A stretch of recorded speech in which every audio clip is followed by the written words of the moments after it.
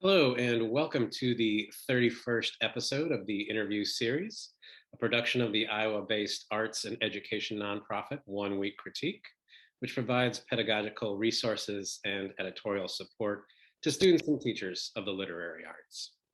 You can learn more about our programs or support our work by visiting our website, oneweekcritique.com. That's the number one, weekcritique.com. Today, I'm joined by William Neumire, whose debut poetry collection, Estrus, came out in 2013 on Aldrich Press. His follow-up, The New Crusades, is scheduled to be released in 2022 on Unsolicited Press. Welcome, Bill. That's nice to be here, Matthew. Thanks for having me. Of course. Today, we'll be looking at Bill's poem, Pandemic Days and Nights, Nocturne Aubade, published in the August 2021 issue of South Florida Poetry Journal. So I thought we would first start talking about how you draft poems. You tend to write longhand cursive, and it's a style that seems to be kind of going by the wayside over the last decade plus, obviously. Maybe you could talk about why you like composing in this style. It's interesting that you ask it that way, Matthew, because to me, it's always strange to consider how someone could write otherwise. I can't think on a computer. I can clean up on a computer, and I can do some things typographically on a computer and think structurally that way about placement and sort of the poem as an image. But that tactile cursive writing process on paper is generative for me in and of itself. I used to, writers have different ways of filling their, I don't want to say like solving writer's block, but the things you do to fill your time as a writer when you're not clearly, inspired and rolling with something that just struck. And one of the things I have always done to fill my time is to take lines of poetry that I love by other poets and to write them out longhand, because I do feel like it's almost like an athlete, like, shooting baskets over and over again or something. That muscle movement does something for me that provides new ideas, new words, new sounds to come out. So as far as that goes, yeah, I mean, I only write in these little marble composition 50-cent notebooks. I've got about 200 of them on the bookshelf. And yeah, that's just the way it works for me. And I know it doesn't work that way for everybody, but for me, I can't even really comprehend it working a different way. I also think that, as we're in a interview about revision process, it forces me into a layer of revision where just bringing those words from that page and typing them, even if my intent is to literally just type what I wrote, it is inevitably a draft happening at that point, because it's not ever the same as the words I wrote down on the page when I go to type it. Right. No, I'm just interested in it because I do both. And I think doing one or the other does different things in my mind. I don't know that I can say like which one's better for me, necessarily. But I'll even do the thing where you write the poem on the computer and then you print it out and then you write on the poem. Like, I don't know. I just like to think about how it works for different people. And, Yeah. I was also thinking about, I think a lot of elementary schools are not teaching cursive anymore, right? And so like, my wife, by the way, is a third grade teacher in the background saying, yep, he's right. indeed. Well, so it's like, why, how do those students that are coming into poetry like now read some of these old manuscripts, right? Like if they don't write cursive, can they read cursive well? Different things like that. That's a good question. And my guess is no, they probably can't read cursive well if they were never taught to write it. Yeah, I find your response to that fascinating. The idea of doing both and finding strategic value, different value, it sounds like you're saying, from each form. I am curious if you are able to articulate that difference, like the impulse that makes you want to type a poem versus write it. Yeah, I think the reason I will type poems sometimes is because of what's available. One, where I'm at. Sure. I don't always remember to bring a notebook or something, but I'll have a phone, right? Um, but two, and probably the more real reason, is that sometimes I have an idea for just like the first line. And Mm. because I know the first line and I have no idea where it's going, I like to sometimes get on the computer because I can see the line length and I can think in line length in a different respect on, a document on the computer than on a notebook, because inevitably the line won't always fit, right, on depending on the notebook. And so like I can play with some different structural things while I'm working. Now, my fear, of course, being like, well, do you lose something by editing while you're writing, right?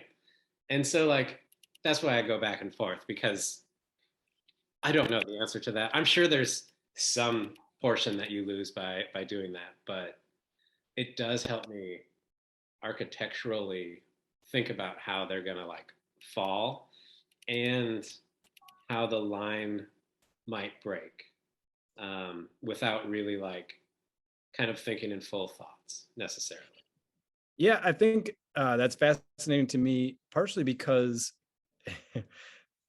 you're articulating a an inevitable jump from what's happening when I'm writing on the page in the notebook, which really is not recognizing audience, future, or publishing in terms of a poem. It's just generative. Like, this is the thing, the raw thing.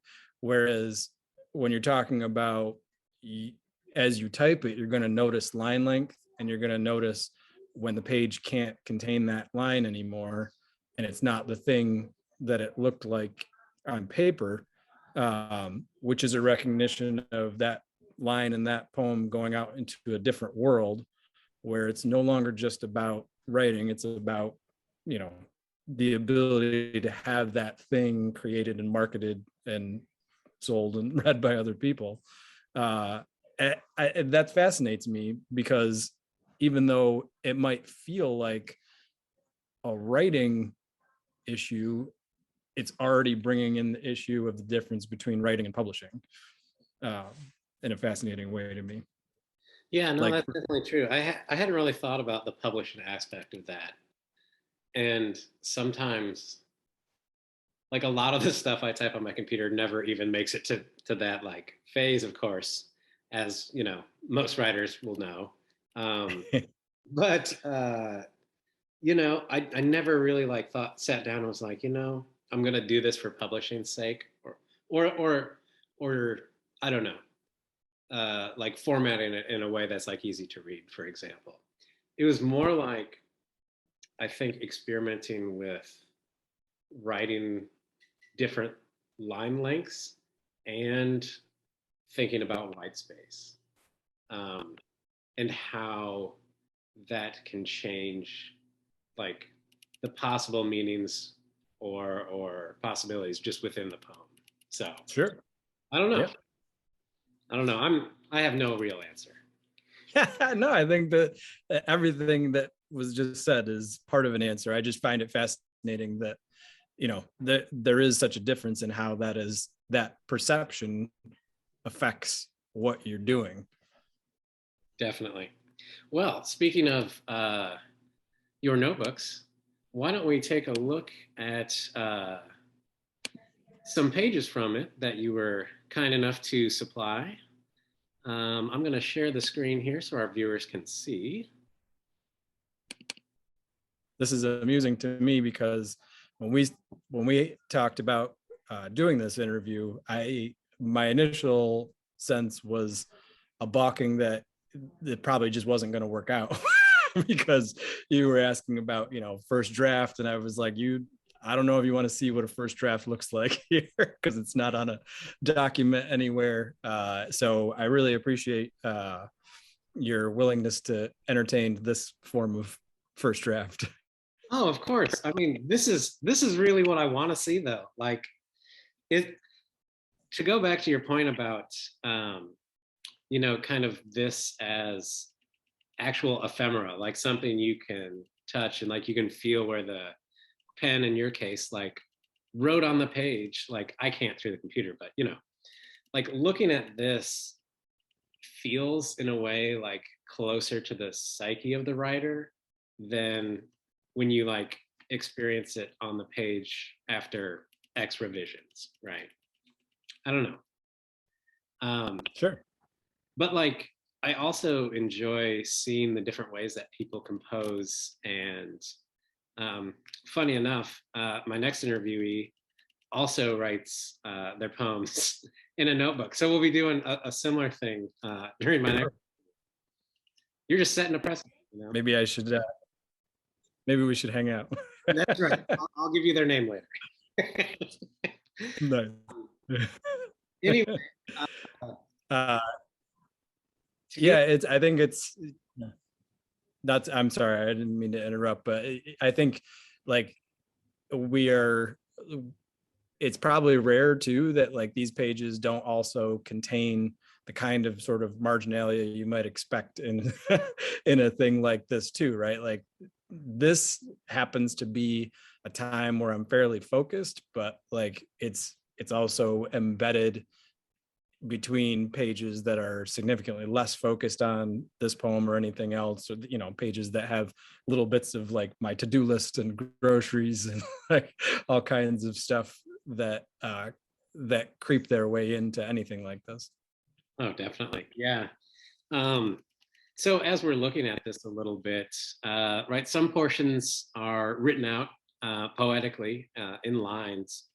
At other times, I noticed there were lists of words, some research at times. How did you end up realizing that this was going to be a long poem, right? There's several sections that are labeled Nocturne, and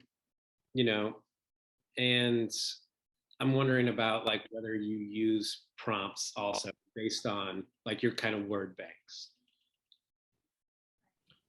I prompt is I feel like an unfortunately loaded word in that like I think some people have a very aggressive reaction to the word prompt as if what it has to mean is some sort of canned think about a time you were in the elevator and write about two people who whose life stories you could tell. I don't know, the kinds of canned prompts that come in books full of prompts that maybe in the hands of early writers become the same poem written by different people using that same prompt. So I mean, I don't use prompts in that way, but certainly to prompt myself to write is something I do constantly. So I had mentioned before already the idea that as a writer, I'm not talking about, again, writer's block. I don't know if I buy that as a thing exactly, but you are constantly filling time when you're not creating a finished poem with something. And whatever that something is, to me, is essentially a prompt. And the more organic and natural to yourself that prompt can be, the better. I mean, reading someone's book is a prompt. All writing is essentially reading. Like I can't envision the possibility of writing unless it is at whatever level of consciousness a reaction to some other thing you've taken in via reading.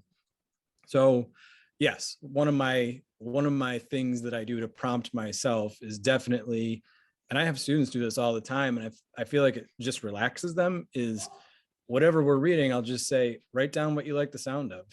There's no there's no more essential poem thing than that, is that poems prioritize sound, however you want to define the terms of that. uh, it has to operate on that level before any other level. So that's what usually those banks of words are, is just simply sounds I've liked for one reason or another, whether it be at the word level or the phrase level. And it's not always pretty stuff. It's not always, I like this because of internal rhyme or alliteration or anything like that. But it's a sound I haven't heard before, or I've heard in a context that I want to put in a new space, because I think that sound would be surprising and would activate something. Yeah, so I guess my long answer to that is they are prompts. But I think there are different ways of thinking about what a prompt is, and that's what those are for me. Definitely. Yeah. No, that makes a lot of sense. I think one thing I'll constantly do is there'll be a word that doesn't sound right in a line, and I'll try to think about how to fix that. And one of the ways, obviously, to fix that is by using a synonym, and thinking about other ways to say the same thing.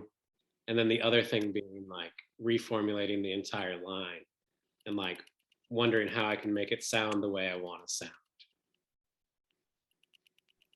Yeah, I always like I don't know, speaking of prompts, I always liked I can't remember where it initially came from, but the advice that instead of looking for a synonym, sometimes what you really want to try to do, not what you really want to try to do, another possibility is to think about writing the opposite, right? Like, if you have a word that you're thinking about maybe replacing because you don't like the way it's working, sometimes trying to replace it with the exact opposite can open up a new possibility for that line, even if that's not the word you end up using.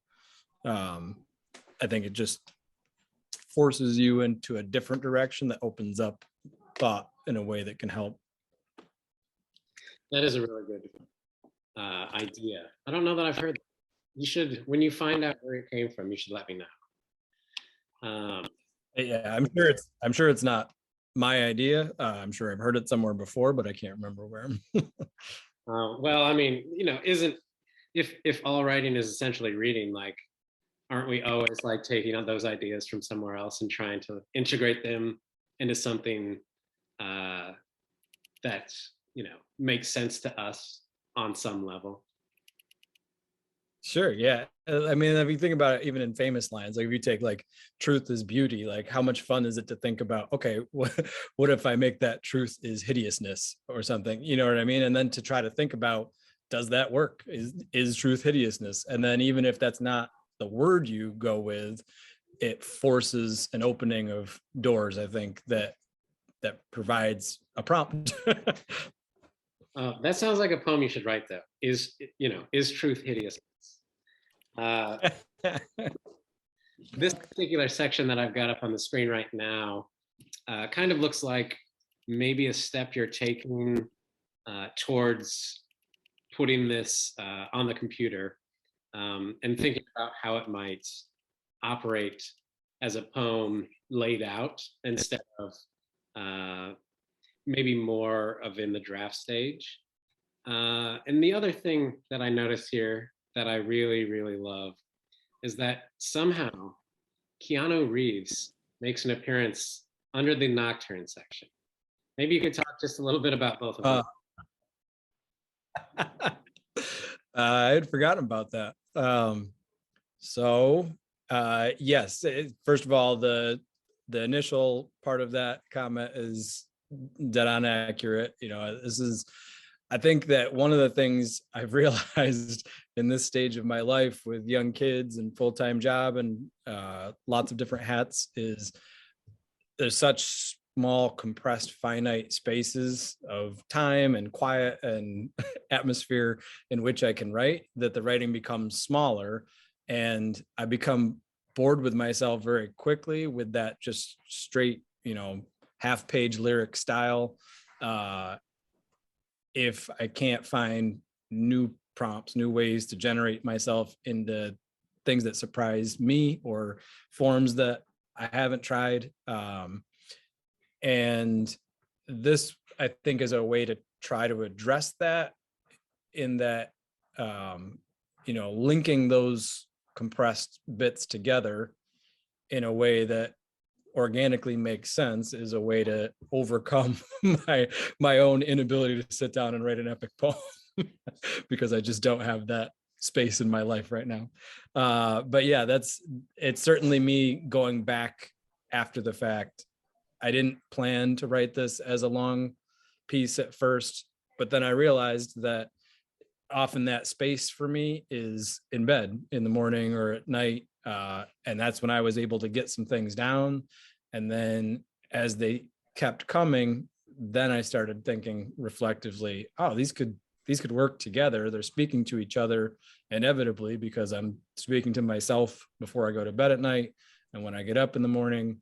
And that's two different selves. I know plenty about the history of those forms, the Aubade and the Nocturne, and I realized that those forms do very naturally speak to each other, and the things that I am thinking in the evening before I go to bed, and then in the morning when I get up, are different atmospheres of things. You just have a different feel about you in those times. And they speak well to each other, I think. So yes, that's me putting those together and then trying to figure out, this is the more computer stuff to me, is okay, generatively, I've done what I want to do. Now the computer stuff is this sort of bigger picture structure, typography. How do I want these ordered so that I can maybe make some statements on a larger level? To me, that's when I get to the computer. And Keanu Reeves, I don't know. I don't think Keanu Reeves makes it into the poem in the end. But I do have a different Keanu Reeves poem that is entirely dedicated to him. And so I think, unless I'm mistaken, maybe I'm misremembering it, does Keanu Reeves make it into this poem? The other thing that I noticed in the notebook version was that Hesiod's works and days was mentioned at one point. And I was curious to know if you were reading the book at the time, or how you started thinking about 8th century agriculture and culture in general. Yeah, so I was interested in the book, or maybe sort of the book as a exemplar of, I'm interested in the poetics of working people. I'm interested in, I frequently, and we've had conversations before where this has probably been apparent. I am frequently obsessed. We all have our obsessions as writers, right? And I'm frequently obsessed with this dichotomy. I feel like, whether or not it's sort of self-created or real, this dichotomy I have between growing up in a very sort of blue collar working class home, a home where like we were not reading poems to each other, and having this very different side of me. So I'm always curious about poets, like Phil Levine, poets that bring those two worlds together. And Hesiod's works and days is a farmer talking about the drudge of being a farmer, and talking about his brother, being a prodigal child who needs to get his shit together and learn how to do a good day's work and plan for the future. And I think that is connected to these poems, in that a lot of the poems are about my experience as a father who's planning for a life with his kids and his wife and his family, and doing all the sort of apparently mundane things, while also having I had this great student a while back who sort of asked me at a particularly interesting time a question that was something along the lines of, are adults really as numb as they seem? It was a great reflection of the fact that sometimes that's just true, but also what you have going on the inside is only on the inside, and sometimes you can forget that when you're going through the motions of being Hesiod and doing what you got to do, that massive thing going on inside you is not available to anyone else, unless you write it down and share it. So yeah, I mean, I'm not particularly engaged with Hesiod beyond that, but I was engaged with the book at the time for that reason. I'm not a massive fan of Works and Days by any stretch, but for that reason, because of that voice he was writing out of, I had some interest. And I was interested too in this form that is, to me, somewhat about the way, say, a farmer's almanac, or even just a regular calendar, the way we sort of compartmentalize and use time as a measurement of what we're doing and feeling and planning for at any given moment, rather than time as some, external thing that exists without us. So if that makes any sense after some wandering. Oh yeah. No, I was gonna say, Works and Days is a little dry. Like it's really interesting, but it's a little dry. It's a lot that. Yeah. Yeah, no, I'm not turning to it for a lot of the poems, beautiful poetic. yeah. In your first book, right, follow, I believe, your father who works at a paper mill, right? And there's also a poem, if I recall, that has some of that calendar, some of those calendar ideas in it, in the book. And one thing I was thinking, yeah. I'm sorry. I was just gonna interject to say it strikes me that I want to convey before the interview is done that I'm deeply appreciative, Matthew, of not just the chance to have the conversation, but that that chance to have a conversation with someone who's taken the time to read not just the poem we're talking about, but like you've clearly read some other things, and that's sort of what I'm talking about with the Hesiod thing, right? Like that's such a gift for you to have read those poems, and I'm deeply appreciative of that. But yes, my father worked in salt factory, actually. Salt factory, okay. Which comes with its own great cornucopia of metaphors built in. Definitely. No, yeah. No, I mean, I think this is really what writing and reading is all about, is getting the chance to, read some different aspects of the world that you might not be privy to, and then talking with people about those things. It's so much fun. Yes. So yeah, thank you for sharing with us. And one of the things I was thinking, reading the first book and then looking at the poem we're talking about today, is that it's a lot longer than the average poem in the first book. And so right now, I think I'm going to ask you to read the final version, or at least the version that was published in South Florida Poetry Journal. And then maybe we can talk a little bit about how this long poem, like if this was something maybe you were moving towards. I know we talked a little bit about it already, but yeah, why don't you take us on a little journey? Sounds good. This is a journey. It's because this is a long read, but here we go. Pandemic Days and Nights, Nocturne Aubade. It rained all day. I was tested because we attended a funeral for a boy who hanged himself in the American beaches. Each of these nights, I've been releasing ravens, throwing them like knives at this colliginous vigil.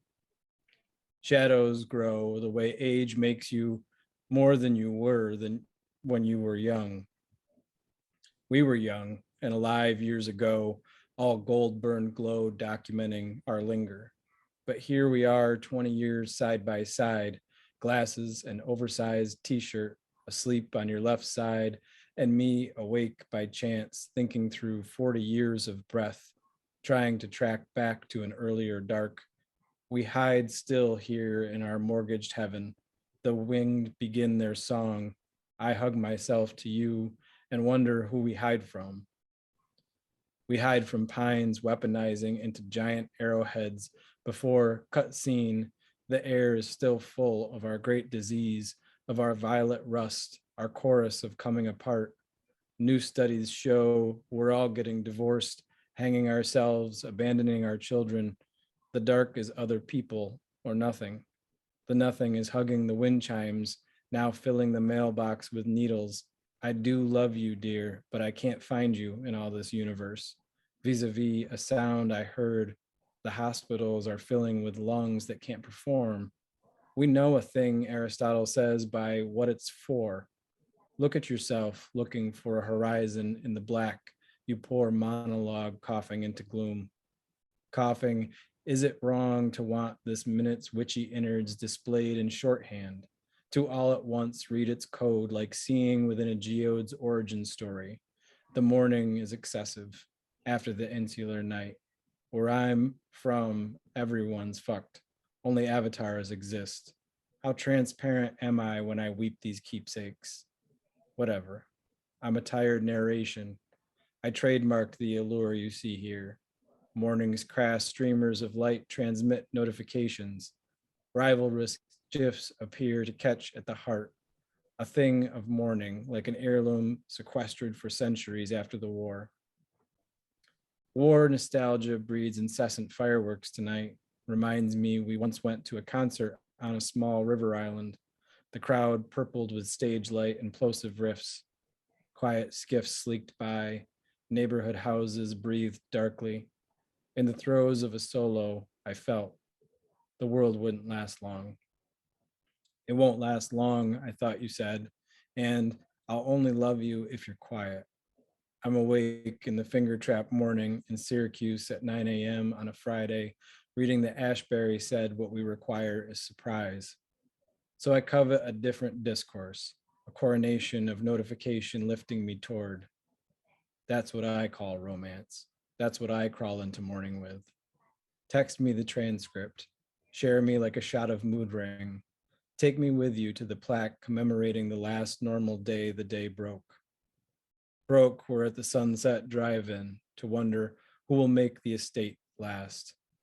Men as weakness, a pasture of sacrifice, as if volunteering pain necessitates reward, like digging a grave deep to find a heaven to enter, a world of gods with eternal emotions. This is a move toward the personal. My wife is appreciating the impatience. What is it to be a museum? A statue? The farm horses eat hay slowly and have their own method of knowing what time it is, what it's time for. Beer works by drying you with poison. The farmers' kids walk the cows into their stalls. I think about the difference between history and imagination. Little gods explode into leaf and we eat them until we can't feel. Feel? Never have I ever felt anything that wasn't staged. This whole postpartum summer, what am I missing? For example, an agrarian enjoyment of sunrise, the right champagne. I am what I've bought. Self-portrait with in-ground pool and underwater disco light. How the antidepressants lurk in the guarded part of the pharmacy while the $12.99 30-pack of Genesee is freely afloat in the aisle. I haven't taken the trash out in years. Is art just the word for sale of self? Thank you for your honesty. Look at all that magic water cycling through the filter. Through the filter, we heard the news of car thieves this evening, under the legislation of fireworks and blood and a country's shudder. It dogs me to know every part of my nightmare is me. In some versions of tonight, a man trips a motion-activated alarm and, spooked, shoots me dead when I run out to scare him off. The dog shakes and pisses as the aesthetic bombs go off. War play to celebrate the way we ripped ourselves from false gods across the sea. See, there are many in other versions of this night shot in mantic prayer, their swollen eyes near shut, trying to find the end of a dark religion. The darkly religious comfort of experiments is they're repeatable, a comfort this morning coming over and over, the moment of its lasting.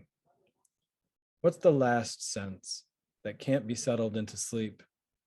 The tomorrows are congealed now, a lava around which I write eyeliner secrets. Mostly, I want to be caught rent due in the rain and told it's over. I can drop my keys and phone. I can quit the cult of critique in this garrison town. But it's time to get back out there, the night always says, even though it's sick with provisions, kingless and crowdsourced. So I slip on my ancient crown and ride it. I ride and ricochet too often to be whole, to be the kind of holy person who wakes for sunrise, whose eyes are permitted to see the blessings. Because the dog too eschewed daybreak in the wake of last night's worthy worries, and we spoon till 10 a.m., all fur and breath and shaken valence of apocalypse. Sleeping in is political, reflective, post-happiness. In a dawnless morning, the tyranny that follows. Oh, Yeah, thank you. That is a very long poem, and as I was saying, a lot longer than the average poem in Estrus. Um, you talked about being focused a lot when you were writing this first in the journal, and I was just kind of wondering how focused you're talking about. Like, was this written pretty quickly in a couple of days, in a day, over several weeks, and then maybe just talking a little bit about like how many steps you kind of went through to take the poem from the journal and then set it in this type and form. I would say the poem, the individual Nocturne and Aubades came over a course of a couple weeks.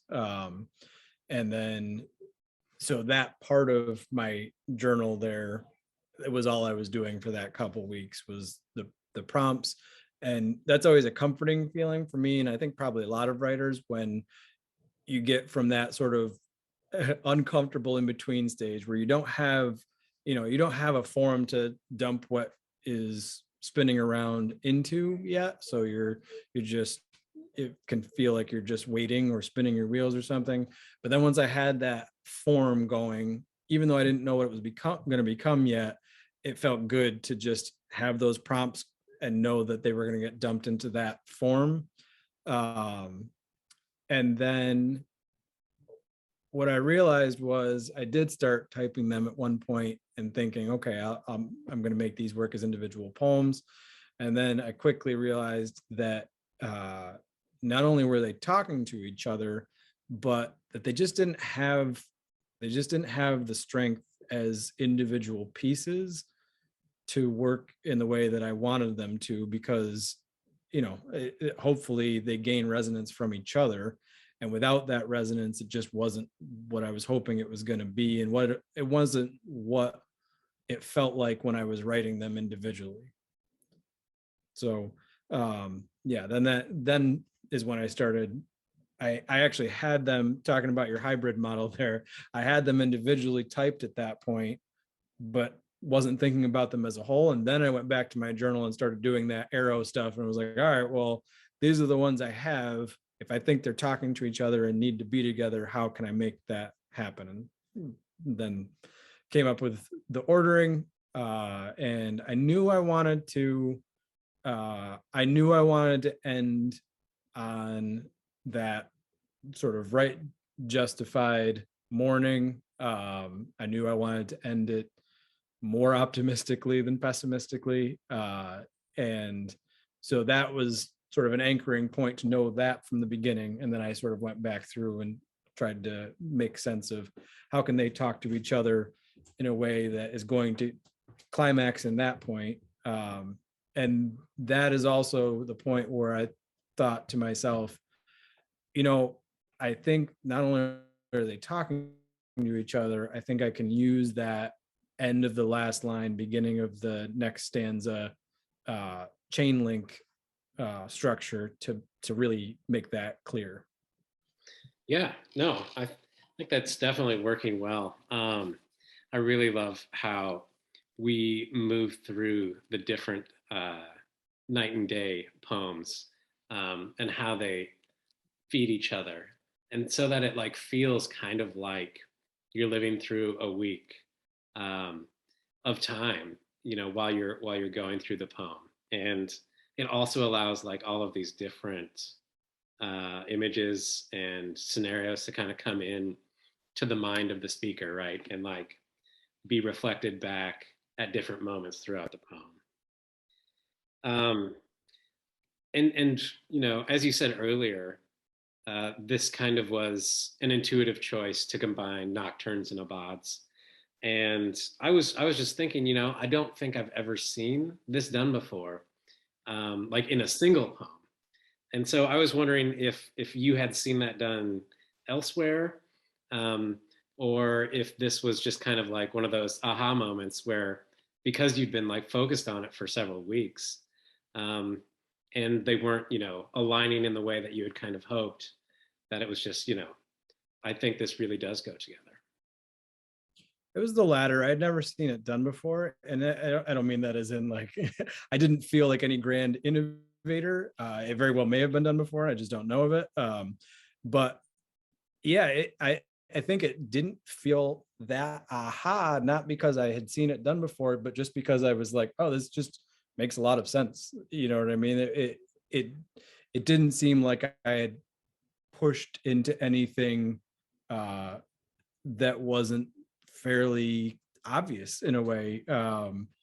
But I have not read that form before that way. And I was very satisfied with that moment of realization for sure, to know that not only am I linking these things together, but I think there's support for that'll make them more than just me shoving pieces together that don't go together.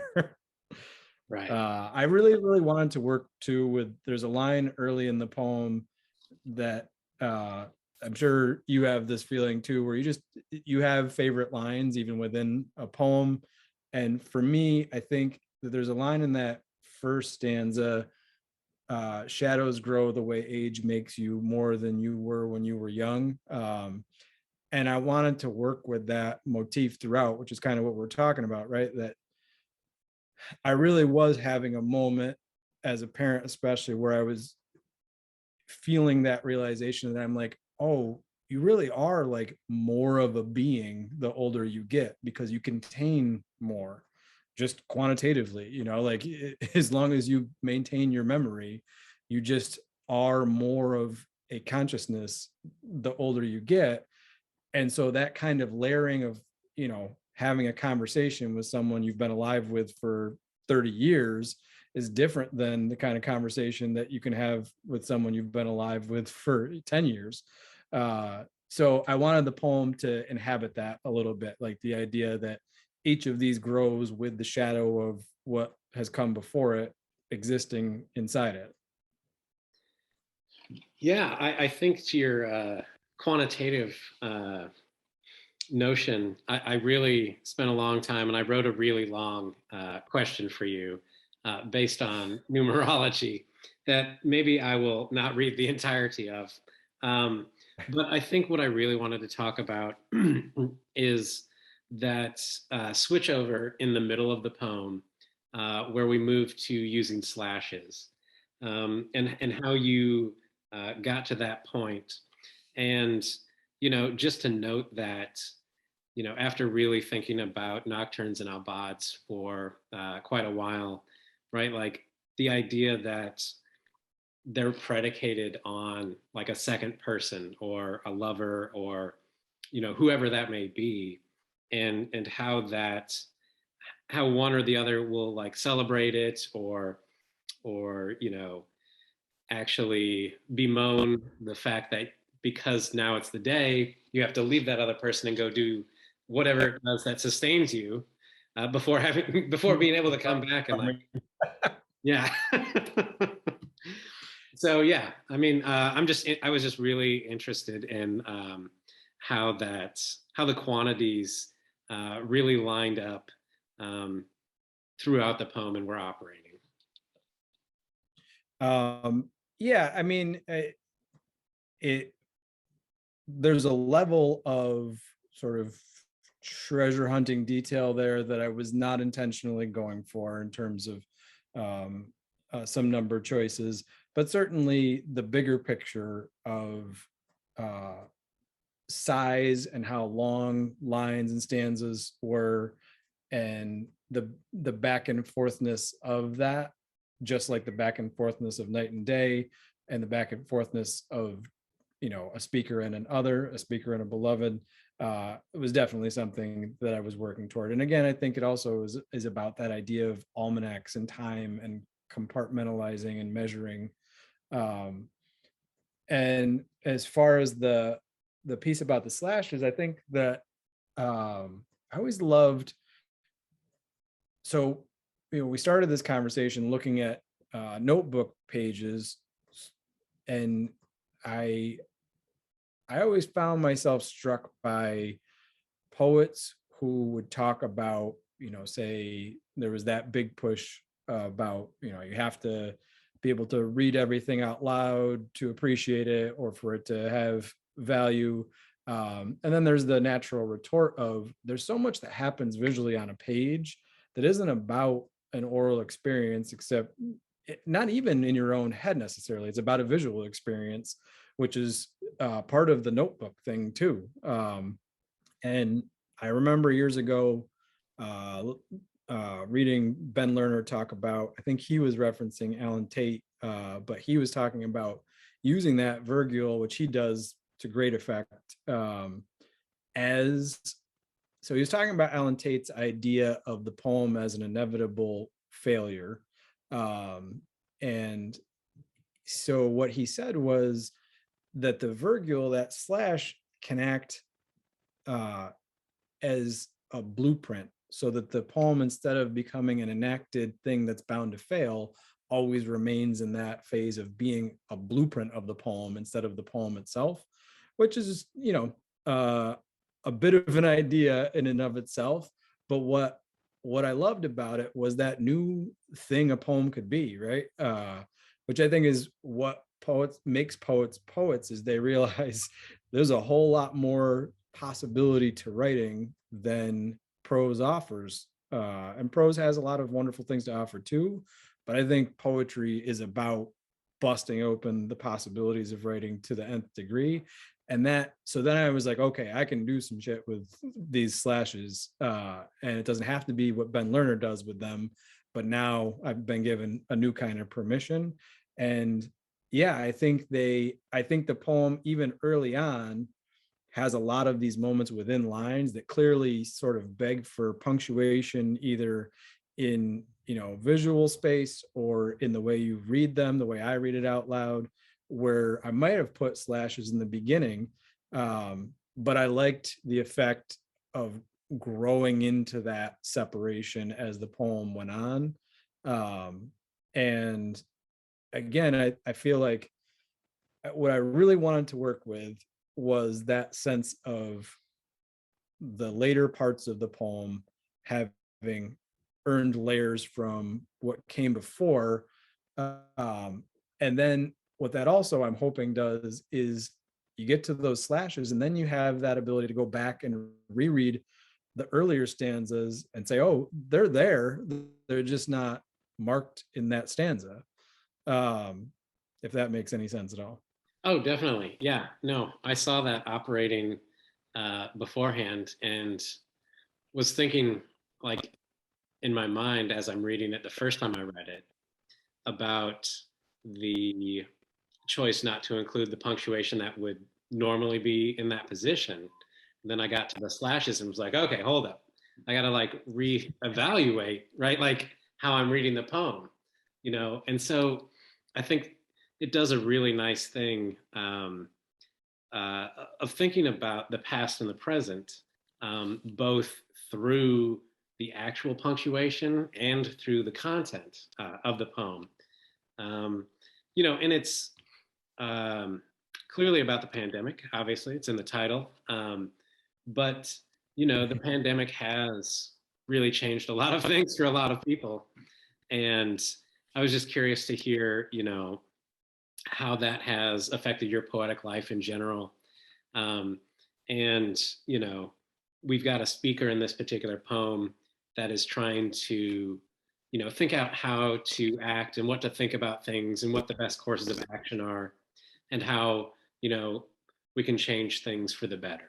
Right. Yeah, and I think one of the things the pandemic did, especially early on, is change our relationship to time in many ways. So especially, that early part of the pandemic where we were dealing with, you know, extreme shutdowns, I was, all of a sudden not at work. I was, if not in my house, out hiking with my kids far, far away from other people. Yeah. uh, but all of a sudden your relationship to time changes because you have all of this time under the acute worry of mortality to just reflect, and that kind of time is so rare in life outside the pandemic that I think it's it is a profound change in one's poetic life to have that kind of time that is almost forced upon you. Whereas, like, say I planned 2-week writers retreat or something for myself, a gift I can't really imagine possible. I could easily see myself blowing it, right? Like wasting it, just, sleeping in, staring at a page, going and I don't know, doing other things, because it's an artifice that I've created. Whereas the beginning of the pandemic was such a, in some ways, beautiful chance to say, oh damn, like people are dying, and my life is in danger, everybody's life is in danger, and I'm given this moment to have nothing to do but reflect. So I don't know, I think in some ways it was a really profoundly wonderful moment, for obviously for folks who did not suffer the ill effects of getting COVID. So it changed my poetic life, I guess, in that phase of the pandemic quite a bit. Just having that dedication to what I was already doing amplified to a really intense degree. And I felt like I also, outside of the worry, was living a better life in a lot of ways. Just less, less of things that shouldn't matter as much as they come to occupy space in my life. And yeah, as since then, I think that it has changed my poetic life a bit, in that we wouldn't be having this conversation right now, except it made me, I won't say realize, because it's not like I didn't know it before, but it made me act on the realization that poetry is not about nothing except connection, right? So if you cannot reach out to another person, then you don't really have a poem. And whatever form that takes, I'm sure is different for other people, but it certainly changed my poetic life in that I found myself reaching out for conversation in a more active way than I had before. And that became profoundly possible in new ways during the pandemic, because everybody was looking for it. It was like freshman year of college, right? Like all of a sudden that impulse, you know what I mean? Like when everybody first arrived at college, or my recollection from 20 years ago is that there's such an energy to find each other, which I think was also a lot of what I was trying to talk about in Estrus, is that, that natural animal energy to find each other. that doesn't exist once you're sophomores, juniors, and seniors. Like then you're in the grind. But in the beginning, like that energy is there to just find each other in ways that I think happened in the pandemic for me as a poet, and I think for a lot of other poets. And because it was happening for other people at the same time, it was a great experience to have that all at once. Yeah. Now this phase of the pandemic is sophomore year of college again. Like I'm back to the grind. Everybody's back on the grind. Yeah. Well, yeah, no, I really like how you talked about it as like an energy of connection that, I started this, business during the pandemic with friends because for the same reasons, right? Like it's that energy that you feel is kind of bottled up and like you need some sort of connection in order for it to do anything. But yeah. Yes. All right. And I also think that's there's a lot of dangerous conversations about the world of poetry and publishing, et cetera, that I've spent a lot of time in life thinking through. And I think that I'm very comfortable with the articulation I'm at now of, no, this is what I want out of poetry. This is what poetry has always been for me.